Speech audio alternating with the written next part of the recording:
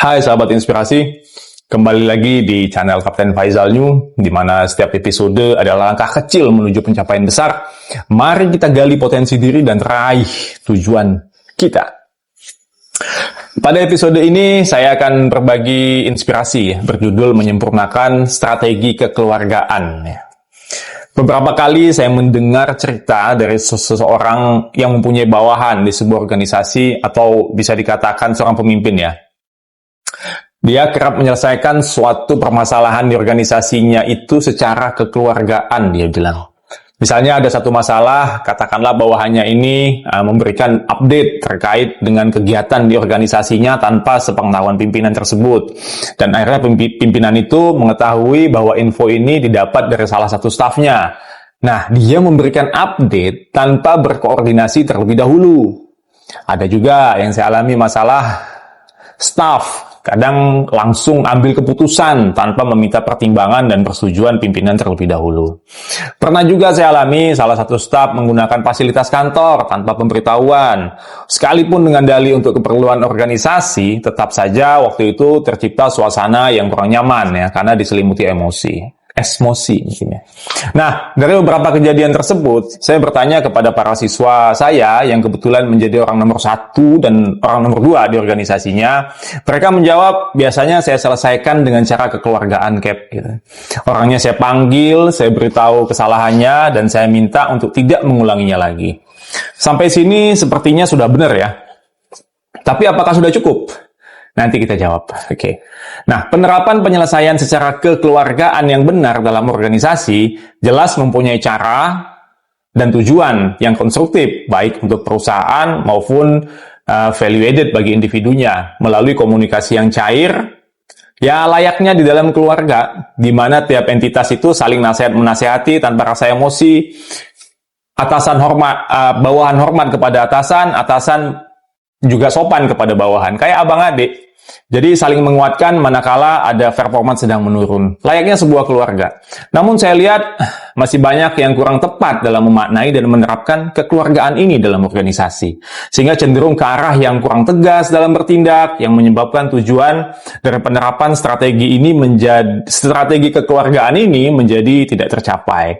Dalam konteks yang positif, budaya kekeluargaan seharusnya menciptakan rasa saling mendukung, memperkuat kolaborasi, serta mendorong transparansi dan tanggung jawab. Namun, ketika kekeluargaan disalahartikan atau diterapkan dengan cara yang salah, hal itu justru bisa menimbulkan rasa iri atau bahkan bisa menyerang pimpinan itu sendiri. Karena keputusan-keputusan yang dibuat berdasarkan hubungan personal, bukan kompetensi atau kontribusi profesional. Jangan ya, Dek. Nah, dalam jenis leadership, jenis pemimpin yang menerapkan metode kekeluargaan ini cenderung bertipe servant leadership, yang mana jenis ini berfokus pada tim, bukan dirinya sendiri, dan tipe ini beranggapan bahwa kalau timnya sejahtera, timnya diperhatikan, maka mereka akan loyal dan berkontribusi pada dirinya dan organisasi. Atau kalau dalam bahasa lain, tipe ini bisa dikatakan popular leadership. Kalau kebalikan tipe ini tentu autocratic leadership ya. Ini biasanya raja tega. Nah, tujuan menerapkan kebijakan kekeluargaan ini adalah meningkatkan rasa percaya kepada sama pekerja dan kepada pimpinan, meningkatkan partisipasi pekerja dalam berbagai kegiatan, karena bisa memberikan rasa tidak enak dari pekerja karena sudah mendapatkan banyak perhatian dan keleluasaan dari pimpinan. Nah, dalam hal penyelesaian masalah, metode kekeluargaan ini saya rasa cukup baik karena tidak membuat malu kepada yang melakukan kesalahan. Biasanya briefing dilakukan secara private. Namun jangan lupa bahwa ada sistem yang lebih fundamental yang perlu dibenahi, yaitu jaring komunikasi, garis komando, strukturnya harus diperjelas dan disosialisasikan apa yang bisa diputuskan sendiri dan apa yang harus dilaporkan terlebih dahulu untuk menghindari kejadian serupa terulang di kemudian hari. Dalam berbagai literatur yang saya baca, terdapat beberapa ciri penerapan kekeluargaan dalam organisasi. Itu bisa terlihat dari program-program kesejahteraan pekerja, fleksibilitas jam kerja, kesempatan berkembang bagi yang mau dan mampu, ada juga disiapkan wadah untuk kreativitas dan inovasi, serta ada program sosial dan lingkungan di sekitar tempat tinggal para pekerja. Nah, dalam sebuah artikel yang ditulis oleh Ashraf Nabawi et al. Tahun 2023 berjudul Implementasi Servant Leadership dalam Organisasi yang terbit di jurnal BISMA, Business and Management tahun 2023, salah satu syarat dari keberhasilan metode ini adalah harus ada ketegasan dalam berbagai kondisi yang berbeda agar tidak menjadi kelemahan diri sendiri yang menyebabkan pekerja tidak mau lagi mendengarkan instruksi dari pimpinan. Bahwa kerendahan hati dapat dianggap sebagai kelemahan jika pemimpin tidak memiliki basis kekuatan yang memadai. Wang et al. 2018. Artinya, ketegasan sangat diperlukan dalam memimpin bawahan. Melayani dalam konteks ketegasan menunjukkan wibawa dari pemimpin. Karena jika pemimpin tidak memiliki ketegasan dalam memimpin, maka bawahan akan merasa pemimpin tersebut lemah dan tidak pantas menjadi pemimpin.